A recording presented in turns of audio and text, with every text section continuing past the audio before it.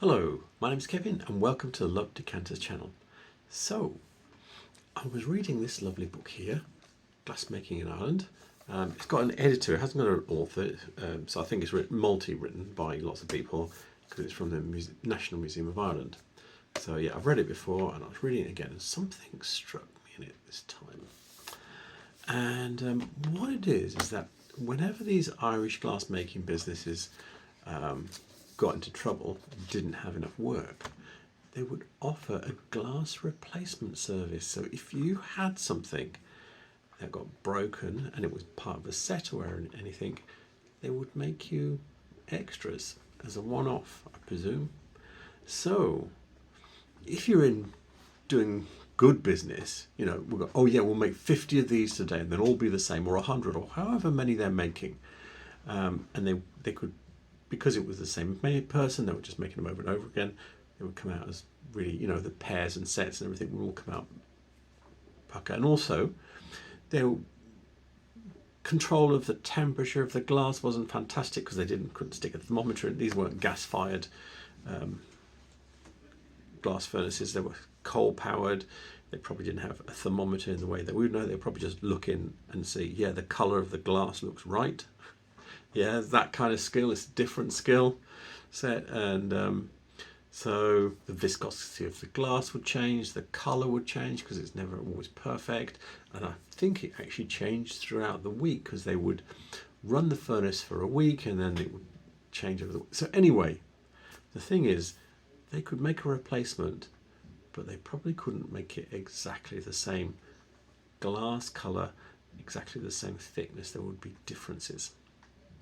Yeah, so when I was reading this, it suddenly, little brain goes, shh, and I realised, yeah, I think I've got a couple that might be replacements.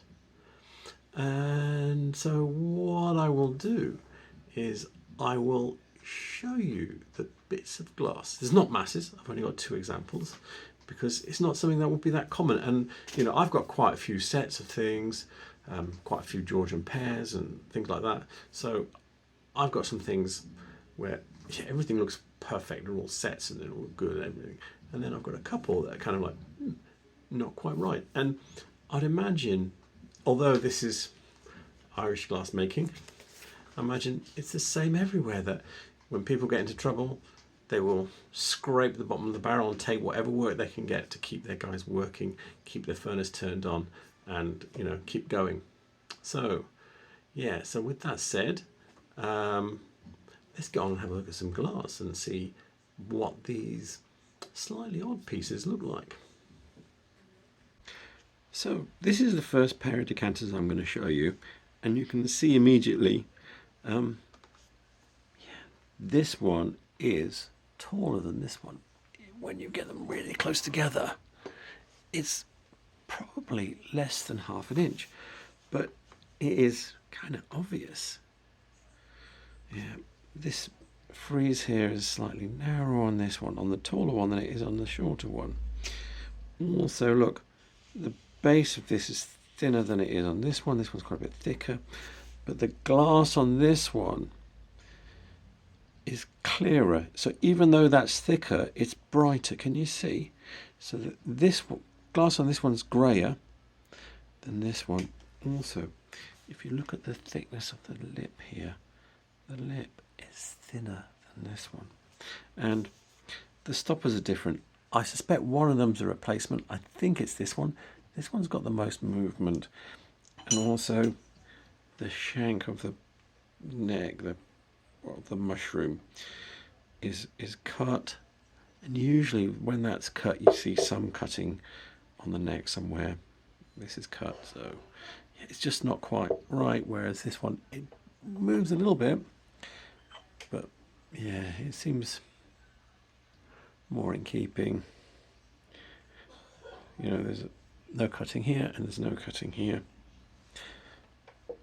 So let me show you something a bit closer. If we look at this, get the angle right, look at the colour in there, and then you look in this one, and you look at the colour in there, you can see they're not quite the same. Also, if I pick them both up, you can actually there you can definitely see there is a color difference and there is a thickness difference. Yeah. So, but this pattern is the same pattern. Yeah, there's a slight variation in it, but it is one of them is trying to copy the other. Which way round it is, I don't know. But yeah, it's got the same paneling, same shoulder cutting. So this, and this, even the way the base is cut is the same. So yeah, these are cutting on these is try to be the same. The shapes try to be the same, but this one's come out slightly more elongated, slightly thinner glass. Yeah. So I think this, if anything, could be a repaired set. This might be it. It might be just what's known as a matched pair, where someone has got this one, they've gone down the antique shop and gone, oh look, there's one that looks exactly the same, and they brought them home and put them together. That does happen too. I know because I've done it, but these are actually not mine. They were bought together. Someone's asked me to try and sell these, so yeah. And the first thing I said was, they're not a proper pair. So anyway, and they bought them at auction, so they didn't pay much for them. But I'll be selling this on. But I've had them a little while. I thought, yeah, I'm going to use this for this video, and then I'm going to sell them on. So yeah, there you go. So let me now get you the next thing that I have, which is mine. And I did buy it in one piece, and I didn't make it as a match pair. So here we are. Now, I have several decanter stands. I don't have any Tantaluses, but I do have several of these, and I will do a video on them eventually. But anyway, this is the one we're looking at. So this is probably sort of like 1810, 1820, something like that. It's definitely pre-1840s, because I don't know if you can see here, but this edge here, the silver plate has worn off and it's copper underneath. That means it's Sheffield plate, okay? That means this is from before electroplating started to be used. And that's how you can, it's one of those cut-off points. If you see nickel plating, you know it's post 1840s, because it wasn't invented before that. This is using the old process, which is actually much harder to do, much more laborious, where you roll out the silver really thin and then you press it onto the hot copper really hard in rollers, and then you try and make it and not break it. And yeah, it's a really hard process, Sheffield plate, and it involves heating and fusing a very thin layer of silver onto the copper. Anyway, let's get back to this decanter stand and these decanters. In case you haven't spotted it, this is the one that looks like a replacement. If I pull this one out, you can see you've got flat cast base, then you've got all these panels, then you've got this row of diamonds, then you've got a little bit of step cutting, another row of diamonds, panel, cut neck, frill cut on the pouring lip, and you've got this lovely stopper. Forgot about that. Yeah, half the stopper's missing, but anyway, look at that. Yeah, that needs a replacement. I could probably wonder if I can get that fixed. I don't know. Anyway, so that's that one. Now let me pull out another one. Dun, dun, dun. This one here, and you can see flat cut base, panels, row of diamonds. Yeah, a little bit of step cutting, another diamonds, panel cutting, cut neck, frills, same stopper. Now if I get the two stoppers out, I don't know if you can tell, this one is shining more brightly than this one. It's a bit heavier looking, and it's shining more brightly through the bottom half. You can see if I swizzle them around, just so you know it's not the way the light's shining, and it's still, in fact, it's even brighter on this side. So yeah, you can see this has got it's brighter colour, higher refractive index. Yep, so that's that. And then if I put those down, put these together, look at the thickness of the glass. Yeah, you can see this one is much thicker. The two that are the same are this thickness, and the one that looks like the replacement is this thickness. So yeah, so they're both period, they both have the same way of being made, but clearly one of these was not made at the same time as the others. The colour of the glass is different, the thickness, so this is brighter. Again, the viscosity of the glass must have been thicker, heavier, because it's blown out thicker. And yeah, and there's actually in this, as far as variation goes, there's very little. I would say the diamonds are slightly more diamond and a bit more squarey on this one. You know, they're a bit more pulled, slightly, maybe a millimetre or two, but yeah. But then the overall bands are the same thickness and the height is the same. So this is actually a better matching surface than the other one we were looking at. But then that's more big free blown piece of glass, where probably if it's smaller it's easier to keep it more similar. So yeah, so that's that.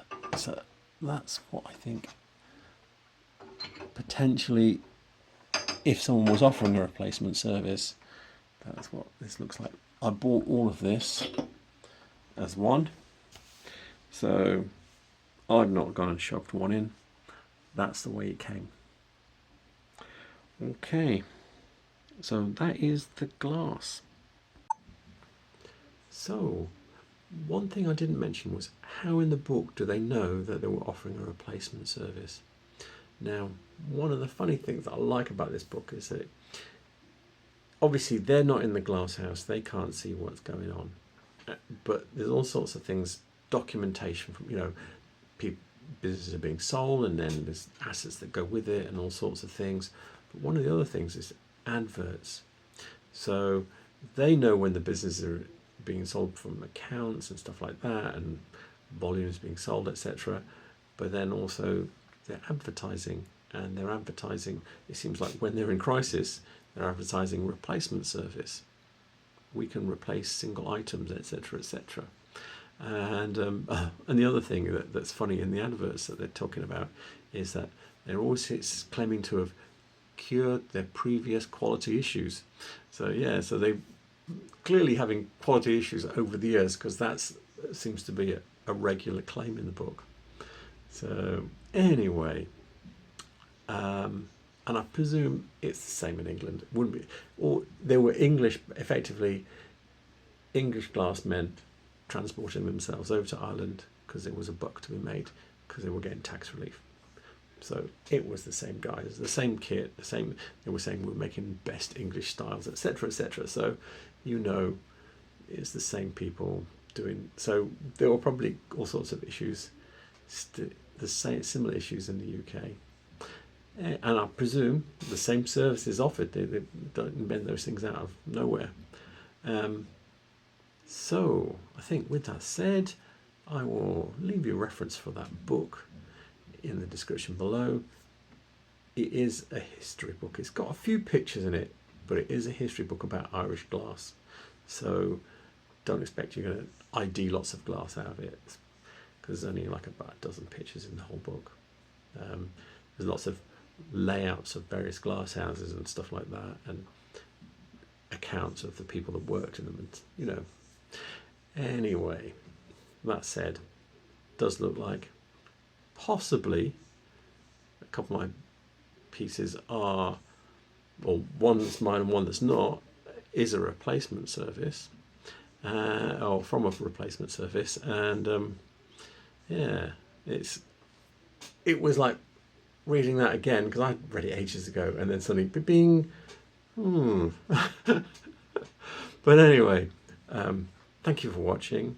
Please remember to like and subscribe because it helps my channel expand and sell all this nerdy information to lots of, draw lots of people into the glass world, hopefully. And yeah, so thank you for watching again and have a good night. Good night.